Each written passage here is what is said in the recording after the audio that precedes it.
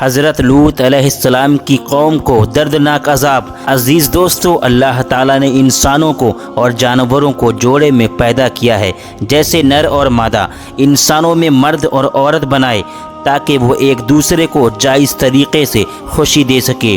لوط علیہ السلام ابراہیم علیہ السلام کے زمانے کے نبی تھے۔ آپ ابراہیم علیہ السلام کے بھتیجے تھے۔ آپ کو اللہ تعالیٰ نے ایک ایسی قوم کی طرف بھیجا جو فلسطین یعنی بیت المقدس یا جارڈن کے آس پاس بسی ہوئی تھی۔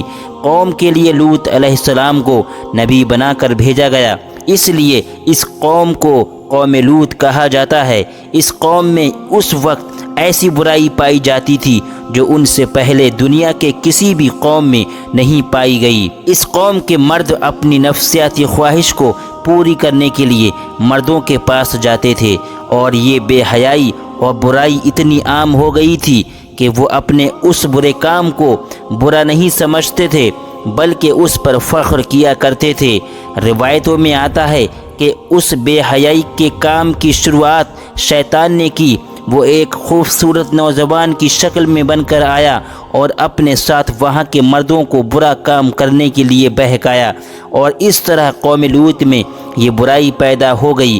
وہ لوگ عورت کو چھوڑ کر مردوں سے اپنی ہوس پوری کرنے لگے۔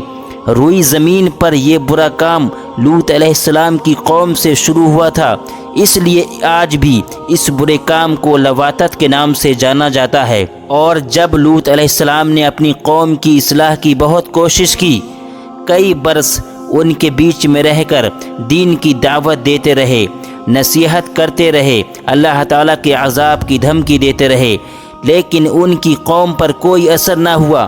لوط علیہ السلام نے کہا، اے میری قوم، تم لوگ ایسا برا بے حیائی کا کام کر رہے ہو جو آج تک دنیا میں کسی نے نہ کیا۔ یہ بہت گناہ کا کام ہے۔ تم اپنی عورتوں کو چھوڑ کر مردوں کے پاس جاتے ہو۔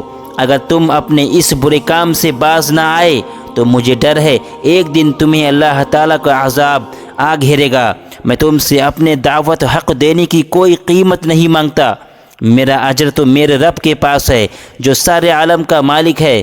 اس پر ان کی قوم کے جو دولت مند بگڑیل یا امیر سردار تھے، انہوں نے کہا، ہمیں نصیحت مت کرو، بڑے پاک صاف بنتے ہو۔ اگر تم نے نصیحت دینا بند نہ کیا تو ہم تمہیں شہر سے باہر نکال دیں گے۔ لوط علیہ السلام کی نصیحتوں کا جب ان کی قوم پر اثر نہ ہوا سوائے تھوڑے سے لوگوں کے جو ایمان لائے تھے، لوط علیہ السلام نے اللہ تعالیٰ کی بارگاہ میں دعا کی، اے میرے رب، میں نے اپنی قوم میں دن رات تبلیغ کی اور انہیں تیرے عذاب سے ڈرایا، لیکن وہ اپنے کفر میں اور آگے بڑھ گئے۔ اے میرے رب، اب یہ ایمان نہیں لانے والے، اب ان کا فیصلہ تو ہی کر۔ قوم کو عذاب کے لیے اللہ تعالیٰ نے فرشتوں کو بھیجا۔ اللہ تعالیٰ نے قوم لوط کو عذاب دینے کے لیے 2 فرشتے بھیجے۔ دونوں فرشتے جب نازل ہوئے تو پہلے ابراہیم علیہ السلام کے پاس پہنچے، پھر فرشتے شام ہونے سے پہلے لوط علیہ السلام کے پاس 2 کمسین خوبصورت نوجوان کی شکل میں پہنچے۔ وہ ان کے یہاں مہمان بن کر آئے۔ لوط علیہ السلام کو اپنی قوم کے لوگوں کی خباثت کا پتہ تھا، اس لیے جب انہوں نے اپنے کمسین خوبصورت نوجوان مہمانوں کو دیکھا تو غمگین ہو گئے اور دل ہی دل میں کڑنے لگے اور کہنے لگے، آج کا دن بڑی مصیبت کا دن ہے۔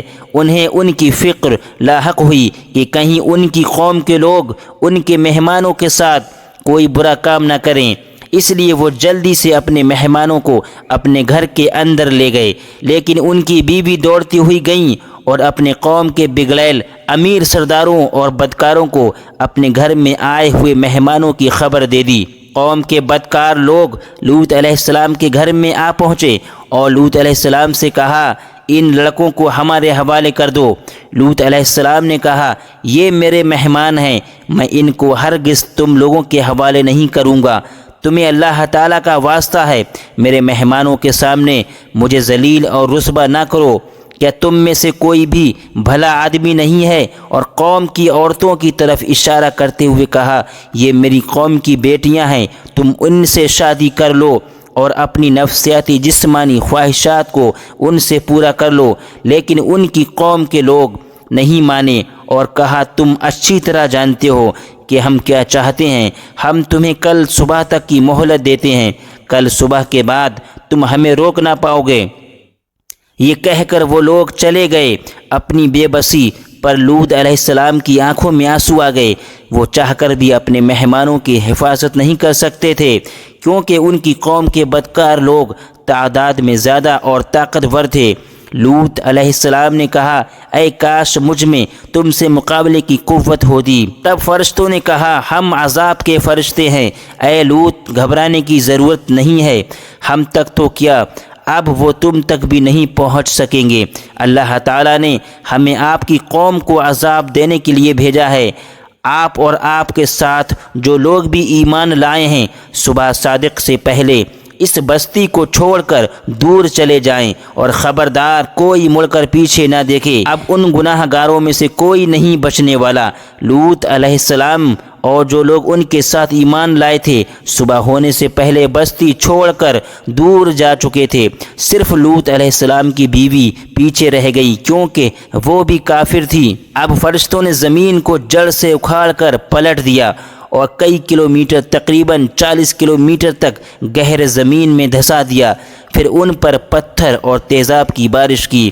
اس طرح ان گناہ گاروں کا نام و نشان مٹا دیا گیا اور کوئی بھی نہ بچ سکا۔ عذاب کی جگہ ڈیڈ سی کے نام سے آج بھی موجود ہے۔